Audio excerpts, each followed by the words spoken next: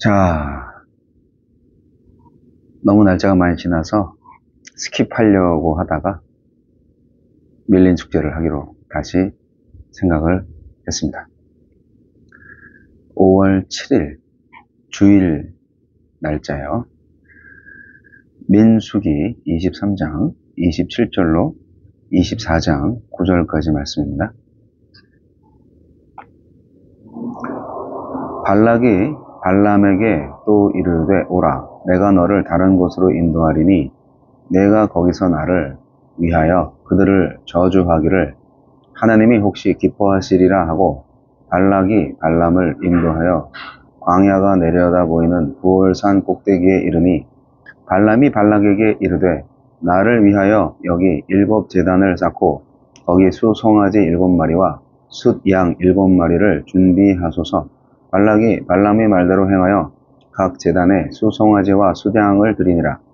발람이 자기가 이스라엘을 축복하는 것을 여호와께서 선히 여기심을 보고 전과 같이 점수를 쓰지 아니하고 그의 낯을 광야로 향하여 눈을 들어 이스라엘이 그 지파대로 천막 친 것을 보는데, 그때 하나님의 영이 그 위에 임하신지라. 그가 예언을 전하여 말하되, 부올의 아들 발람이 말하며 눈을 감았던 자가 말하며 하나님의 말씀을 듣는 자, 전능자의 환상을 보는 자, 엎드려서 눈을 뜬 자가 말하기를 야곱이여 내 장막들이, 이스라엘이여 내 거처들이 어찌 그리 아름다운고.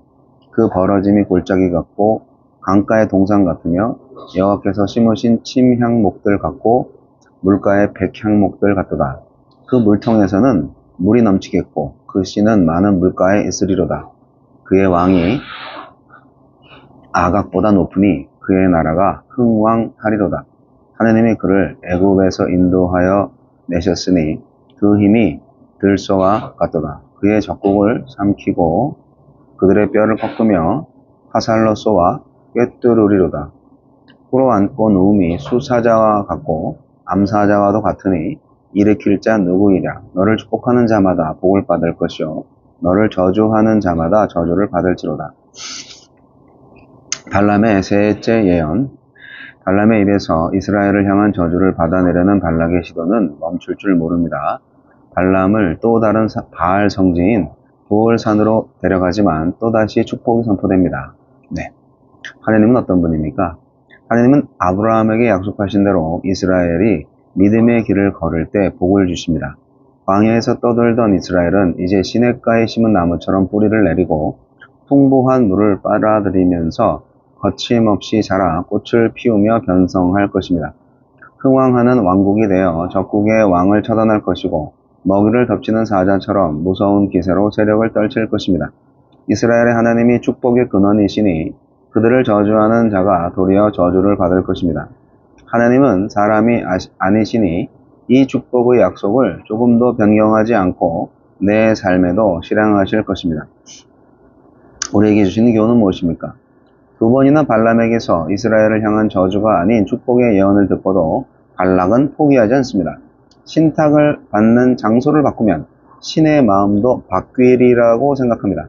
바알의 또 다른 본거지인 부올산으로 발람을 데려간 것은 자신의 신이 하나님의 결정에 영향을 미칠 수 있으리라고 기대했기 때문일 것입니다. 이스라엘의 하나님을 모르는 발락은 자신들의 신 바알이 거짓이라는 것도 모릅니다. 참 신앙이 하나님의 뜻을 듣고 순종하기를 바라는 것이라면 우상 숭배는 내 뜻에 신이 움직여 주기를 바라는 것입니다. 내 신앙의 모습이 소원이 이루어지기까지 고집을 부리는 발락 같지는 않은지 돌아봅시다. 하나님이 이스라엘을 축복하기 원하신다는 것을 깨달은 발람은 더 이상 점수를 쓰지 않고 눈을 들어 이스라엘을 바라봅니다. 하나님도 그런 발람에게 선지자를 대하듯 하나님의 영을 내려주십니다. 발락의 돈과 권력 제한에 미혹되어 시작된 예언이지만 그 과정에서 그는 점점 하나님의 뜻을 깨달아간 듯합니다. 이제껏 발람은 축복의 말씀을 모방하는 데 그쳤지만 이제는 예언자로서 자신의 정체를 강조하는 말로 신탁을 시작합니다. 전에는 하나님의 의중을 거스르지 않는 소극적인 역할만 했다면 이제는 적극적으로 하나님의 의중을 전달하고 있습니다. 마지못해 따라가는 신앙이 아니라 적극적으로 주의 뜻을 묻고 순종하는 신앙입니까? 주여, 제 뜻을 고집하기보다 변치 않으시는 하나님의 복주심을 신뢰하며 살게 하소서. 사람들은 누구나 복을 받기를 원하죠. 어떻게 하면 복을 받을 수 있을까? 제가 예수 믿기 전에는 여러 귀신들한테 복을 달라고 절했던 것 같습니다. 제사 지낼 때, 또 산이나 강이나 시골 마을에 갔을 때, 여하튼 조상님들께 절하고 복을 비는 것, 많이 했던 것 같습니다. 그러나 인간의 복된 삶은 하나님의 함께하심에 있습니다.